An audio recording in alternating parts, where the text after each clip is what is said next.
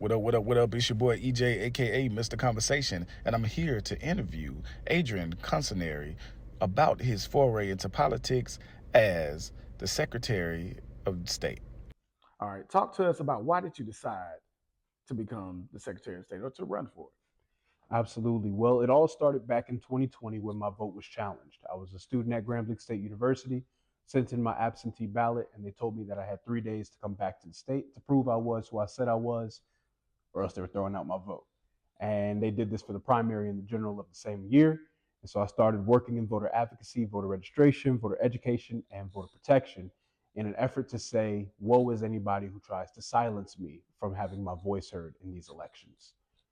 So that is why I'm going for this position because Secretary of State is over elections in the state of Georgia. Okay, so educate us on what the Secretary of State does. Absolutely. So the Secretary of State has a plethora of different responsibilities. The first one being over elections, making sure they are fair, secure, and accessible for all Georgians, giving them the ability to have their voice heard in the democratic process of choosing leaders, but also making sure that they can trust the process, that they have access to the ballot, and that there is no hindrance when it comes to them having their vote cast.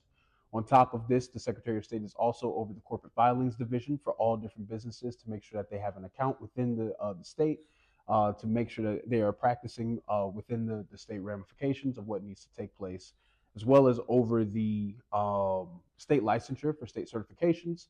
So this could be the different licenses for therapists, nurses, for chiropractors. You can also do auctioneers, veterinarians. It's a plethora of different folks who get their license from the Secretary of State. And on top of this, there is the Georgia securities market, which is over the investments and securities that are all throughout the state, which also includes financial literacy to teach people how they can properly look or properly look at their investment knowledge and financial literacy. Okay, that is a lot of stuff to do, but you seem like a guy that can handle it. But my people will want me to ask, why you? All right, Mm-hmm. out of everybody who is running, why you? I'm a firm believer that those closest to the problem are closest to the solution. And when it comes to someone who has felt the absolute gall of what this position can do in a negative way, I know for a fact what it is possible of doing in a positive way to serve all Georgians in an equal opportunity environment and making sure that everyone has the ability to be served in the best way possible. It's not something that is about me, it's about what I can give to the people. So everybody else will talk about all the things that they have accomplished, all the different things that they're able to do. But for myself, it is not about me. It is about what I can give to the people of Georgia. Okay, I like that you say it's not about you, but we want to find out some more about you. Give us some hobbies, interests that you're into. Oh man, so I love writing. Writing is actually one of my favorite things. I'm actually a two-time published author for poetry, and it's actually a spot of where I was able to get some therapy for myself by expressing my words in poetry form. I love to cook. I had my own pizza business while I was a student in college, and I paid my rent with the pizza, and I paid my rent on time and in full every time because the pizza was that good. Oh yeah, oh yeah.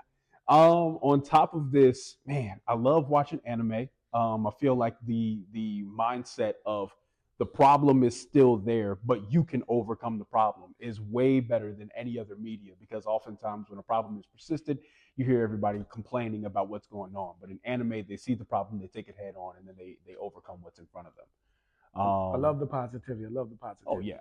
So I want to get into the emotions when your vote was contested. Mm-hmm. Tell me what you went through in that moment.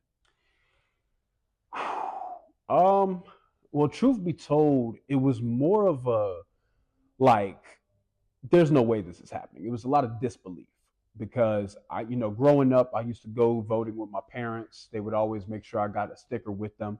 I was always happy about it. By the way, Georgia has the best voter sticker across the country. I've seen everybody else's voter sticker, and ain't got nothing on Georgia. And when it was finally time for me to cast my vote in a presidential election, this is the first ever presidential election I got to vote in. And they told me that no, you don't get to do it in the same way. Now keep in mind everything was happening in 2020. So I'm like, this is another problem on top of all the other problems that's happening. When will it end? And I really was discouraged. I was really down. But I just had to keep that mindset of no, somebody died for me to be able to vote. Somebody died for me to have this right. Somebody marched, somebody was beaten, somebody was bruised, battered. I can't just go and let this happen because then that would make what they did for naught. And I know what that sacrifice was because I'm living in the promise of the sacrifice. Okay.